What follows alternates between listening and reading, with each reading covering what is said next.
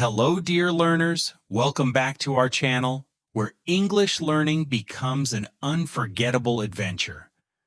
Today we begin the incredible life story of one of the greatest leaders in history, Nelson Mandela. This is not just a story. It is a journey of hope, courage, and determination. Listening to this story will help you improve your English vocabulary, pronunciation, and listening skills. But more than that, it will inspire you to dream big, to stay strong, and to never give up, no matter how hard life becomes. So get ready. Take a deep breath. This may be the most powerful and motivational story you have ever heard. Let's start the journey of Nelson Mandela, a man who truly changed the world. Nelson Mandela was born on July 18, 1918, in a small, quiet village called Mvezo, in the Eastern Cape of South Africa. His birth name was Rolihlahla Mandela. In the Xhosa language, Rolihlahla means pulling the branch of a tree. Some people also said it meant troublemaker, and perhaps in some way this name predicted his future. A boy who would grow into a man, bold enough to challenge injustice. Mandela was born into the Thembu royal family, a tribe known for its rich history and traditions. His father, Gadla Henry Mafakanyiswa, was a respected chief and advisor to the king. His mother, Nosekeni Fanny, was a devout Christian who raised him with lessons of kindness, humility, and faith. Though his family was not wealthy, they were deeply respected. Mandela's childhood was simple, but filled with joy. He lived in a round hut made of mud and straw, surrounded by open fields and rolling hills. There was no electricity, no running water, and no modern luxuries. Yet Mandela felt free. He loved to run barefoot across the fields, to herd cattle, to swim in the rivers. At night he sat with friends around the fire, listening to elders tell stories of brave warriors and wise chiefs. These stories sparked something in his heart, the dream of leadership. One day his father told him, "A real leader is not someone who wants power for himself, but someone who serves his people." These words would guide Mandela for the rest of his life.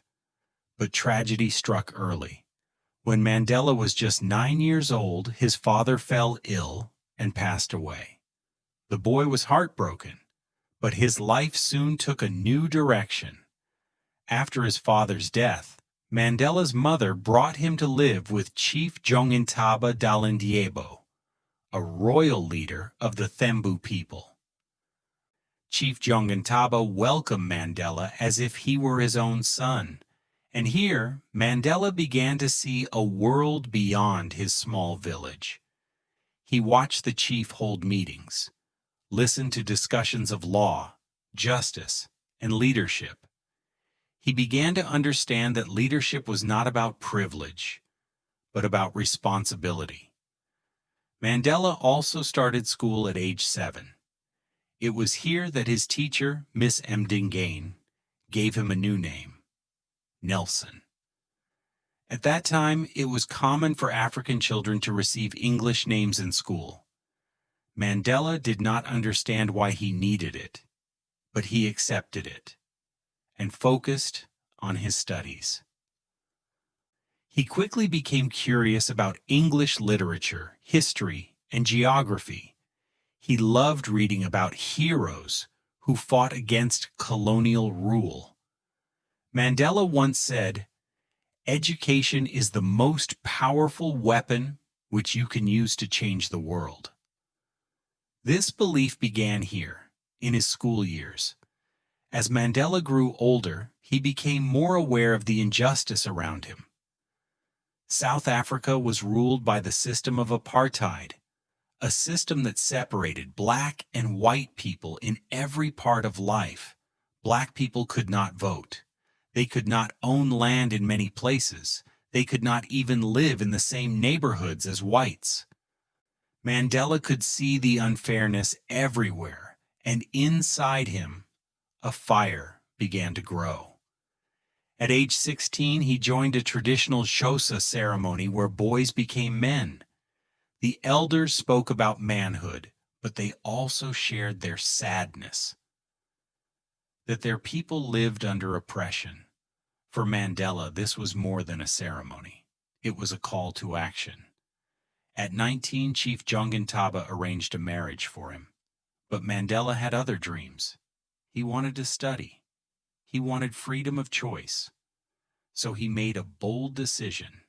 He left for Johannesburg, the bustling city of gold. Johannesburg was vibrant, but full of challenges. Black people worked long hours for little pay, while white people enjoyed wealth and privilege. Mandela worked at a gold mine as a night watchman. He lived in a small, crowded room. He often went hungry, but he did not give up. He believed education would open doors. He enrolled in the University of Witwatersrand to study law. One of the few black students, he faced racism and discrimination daily. But this only made him stronger. During this time, Mandela joined the African National Congress, ANC, a political movement fighting for the rights of black South Africans. He attended secret meetings, listened to fiery speeches, and began to dream of a South Africa where all people could live as equals. This dream became the driving force of his life. In Johannesburg, Mandela's world was changing. He was no longer just a student with dreams. He was becoming a man of action. In 1944, together with other young activists, Mandela helped form the ANC Youth League. They believed the old African National Congress was too slow, too polite, too patient with the system of apartheid. Mandela and his friends wanted bold action. They wanted to organize marches, protests, and call the youth of South Africa into the struggle. That same year, Mandela married Evelyn Ntoko Mace, a nurse who shared his hope for a better future. They started a family, 3 children in the years to come. Mandela loved his family deeply, but his commitment to the struggle often kept him away from home. Balancing fatherhood and leadership was never easy. By 1948, apartheid became official government policy. New laws told black South Africans where they could live, where they could work, whom they could marry. Signs appeared everywhere, whites only. Non-whites only. Life grew harsher, but Mandela refused to accept it. He worked with the ANC to organize boycotts, strikes, and marches. Inspired by the teachings of Mahatma Gandhi, he believed in nonviolent resistance. In 1952, Mandela and his friend Oliver Tambo opened the first black law firm in South Africa. Mandela and Tambo attorneys offered free or cheap legal help to black South Africans who had been treated unfairly. In court, Mandela defended workers, families, and ordinary men and women facing the cruelty of apartheid laws. At night, he returned to the ANC office, planning the next step in the movement. He was arrested more than once, but every time he returned stronger. He said, "Courage is not the absence of fear. It's inspiring others to move beyond it." In 1960, a tragedy shook the nation. In the township of Sharpeville, thousands of people marched peacefully against the pass laws that forced black people to carry identification papers everywhere. The police opened fire on the unarmed crowd. 69 people were killed. Hundreds were injured. The world was horrified. But instead of listening, the government banned the ANC. Mandela realized something painful. Peaceful protest alone was not enough. If they wanted freedom, they would need to take a harder road. So he and his comrades created a new underground group, Umkhonto we-Sizwe, meaning Spear of the Nation. The goal was not to hurt people, but to sabotage buildings, power lines, and government structures that upheld apartheid. Mandela went underground, living in disguises, moving from safe house to safe house. He became known as the Black Pimpernel because he could vanish just as the police closed in. ESL Checkpoint 1. Listen. Courage is not the absence of fear. Repeat. Courage is not the absence of fear. Use. Courage is not the absence of fear. It helps me. But in 1962, Mandela's luck ran out. He was arrested, accused of leaving the country illegally, and sentenced to 5 years in prison. 2 years later, while still in prison, he was put on trial again, this time for sabotage and conspiracy against the government. It was called the Rivonia Trial, named after the suburb where he and other leaders had been hiding. The trial was dangerous. The charges could bring the death penalty. But Mandela did not stay silent. He stood in the courtroom, looked at the judges, and delivered one of the most powerful speeches of the century. He said, "I have fought against white domination, and I have fought against black domination. I have cherished the ideal of a democratic and free society in which all persons live together in harmony and with equal opportunities. It is an ideal which I hope to live for and to achieve, but if needs be, it is an ideal for which I am prepared to die."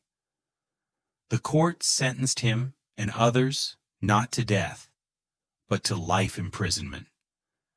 Mandela was sent to Robben Island, a bleak, windswept prison off the coast of Cape Town. Life there was cruel. Prisoners slept on thin mats, ate meager food, and were forced to work long hours in a limestone quarry under the burning sun. The guards tried to break Mandela. They humiliated him, cut him off from family, and allowed only one visitor and one letter every 6 months. But Mandela refused to be broken. He studied secretly, he wrote, and he taught younger prisoners about leadership and hope.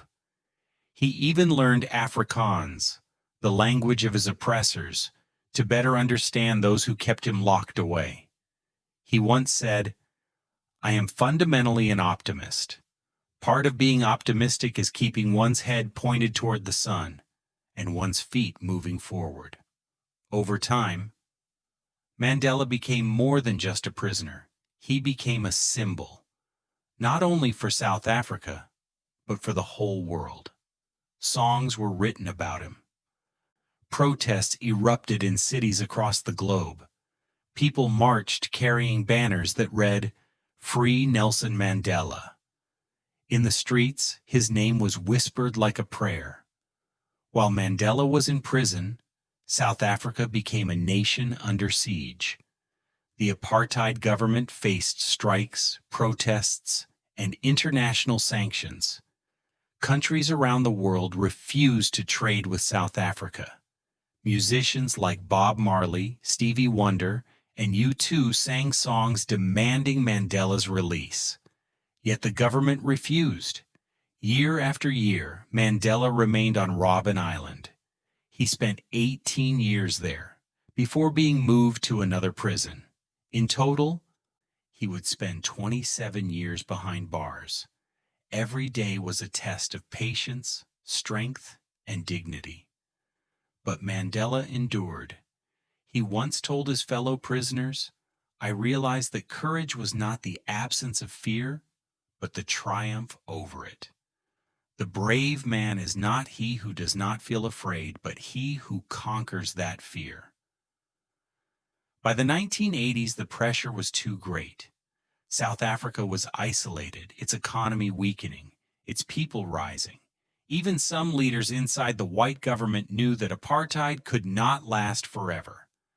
Mandela began secret talks with officials. He argued not for revenge, but for peace and reconciliation. He knew, to truly win, South Africa must not replace one domination with another. It needed unity.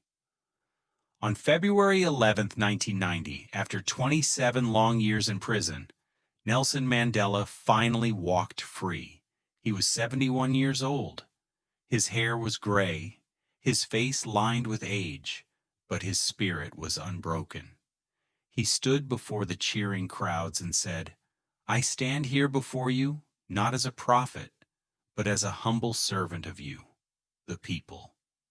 Today, the time for healing of wounds has come. The time to build is upon us." The struggle had taken decades, but Mandela was ready for the final stage, to transform his nation from division to unity. After 27 long years behind bars, the gates of the prison finally opened. On February 11, 1990, Nelson Mandela walked out, tall, gray-haired, dignified. The world held its breath. Millions watched on television. Crowds filled the streets, dancing, singing, crying tears of joy. Mandela raised his fist, not in anger, but in determination. He said, "I stand here before you not as a prophet, but as a humble servant of you, the people. Today, the time for healing of wounds has come. The time to build is upon us." The struggle of prison was over. But a new struggle, perhaps even harder, was just beginning. Mandela returned to a country still divided. Apartheid was weakening, but it was not gone. There was violence in the townships. There was fear among white South Africans, and there was anger among the oppressed majority. How do you heal a nation torn apart for centuries? Mandela chose a path many thought impossible. He chose forgiveness. He said, "Resentment is like drinking poison and then hoping it will kill your enemies." Instead of calling for revenge, he called for reconciliation. He began negotiations with President F.W. de Klerk, the white leader of South Africa. The talks were not easy, but step by step, they dismantled the system of apartheid. In 1993, Mandela and de Klerk received the Nobel Peace Prize. It was not just for them.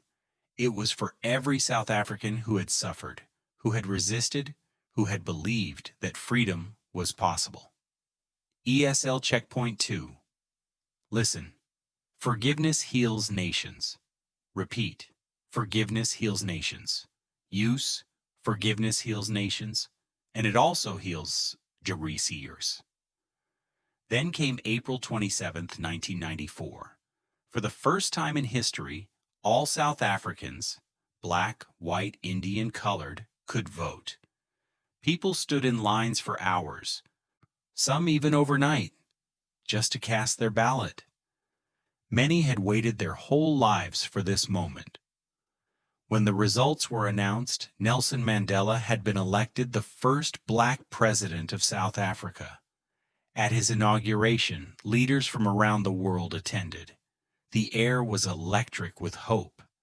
Mandela declared, "Never, never, and never again shall it be that this beautiful land will again experience the oppression of one by another." The impossible dream had become reality. As president, Mandela faced enormous challenges. The economy was weak. Inequality was deep. Mistrust between communities ran high. but Mandela led with patience and vision. One of his most famous acts was during the 1995 Rugby World Cup. Rugby had long been seen as a white man's sport, but Mandela wore the green jersey of the Springboks, the South African team, and walked onto the field. The mostly white crowd began to cheer. It was a symbol. A black president embracing a white sport, uniting the nation through a game. South Africa went on to win the championship, and Mandela's gesture became immortalized in the film Invictus. He showed the world that leadership was not about power. It was about unity. In 1999, after one term, Mandela stepped down as president. He could have stayed. He could have used his popularity to hold power. But he believed true leaders know when to let go. He handed the office to the next generation. And once again, he showed the world that leadership was service, not control. Mandela spent his later years traveling the globe, advocating for peace, education, and the fight against HIV/AIDS. He established the Nelson Mandela Foundation, dedicated to freedom and human rights. He became a grandfatherly figure, loved by children, respected by presidents, admired by people everywhere. On December 5, 2013, Nelson Mandela passed away at the age of 95. The world mourned together. In South Africa, millions gathered in stadiums. In other countries, flags were lowered. Leaders, musicians, and ordinary citizens all paid tribute to the man who had walked out of prison and changed the world. But Mandela's story did not end with his death. His legacy continues in every act of forgiveness, in every fight for justice, in every leader who chooses peace over hatred. He once said, "The greatest glory in living lies not in never falling, but in rising every time we fall." Final ESL checkpoint. Listen, never give up on freedom. Repeat, never give up on freedom. Use, never give up on freedom, even when Nelson Mandela's journey was not easy. He faced poverty, racism, arrest, and 27 years in prison, but he never gave up on his dream. His story teaches us three powerful lessons. Forgiveness is stronger than hate. Courage means conquering fear, not avoiding it. One person can change the world, from the hills of Kunu to the cells of Robben Island to the presidency of a free South Africa. Mandela's life is proof that hope can survive even in the darkest night. So when life feels impossible, remember his words. It always seems impossible until it's done. Thank you for listening to this story. I hope it not only improved your English, but also inspired your heart. Stay tuned for more stories, told in simple English, where learning meets wisdom. Because just like Mandela, you too have the power to rise again, to forgive, to lead, and to change the world.